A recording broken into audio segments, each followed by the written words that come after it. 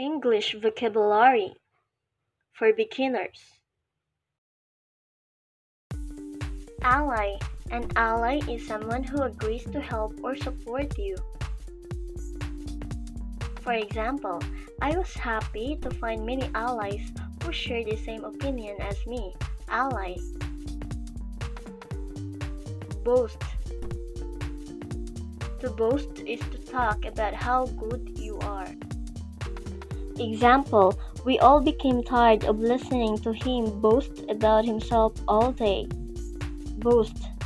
Carbohydrates. Carbohydrates are substances in food like bread that give you energy. Example, carbohydrates like rice are a good source of energy for active people. Carbohydrates. Defeat. To defeat someone is to beat them in a game or battle. Example, the champion defeated the challenger in the boxing match. Defeat. Dominant. When someone or something is dominant, they are stronger than others. For example, the gorilla is one of the dominant animals in the jungle. Dominant. Mercy. If you show mercy, you choose not to punish or harm someone. For example, he asked his boss for mercy and not to fire him. Mercy. Nod. To nod is to move your head up and down. For example, I nodded my head as I listened to the song. Nod. Opponent. An opponent is someone who fights against you. For example, on the field, our opponent were too good for us. Opponent. Quarrel. To quarrel is to argue or fight.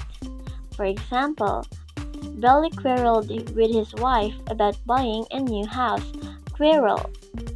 Rival. A rival is someone that is trying to keep you from getting what you want. For example, the three rivals were all competing for the same job. Rival. Sting.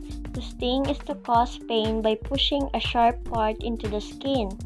For example, the needle stung my arm and made me say, ouch. Sting. Strain. To strain is to try very hard. For example, Floor strained to lift the heavy bags. Strain. Torture. Torture is something that causes you physical or mental pain.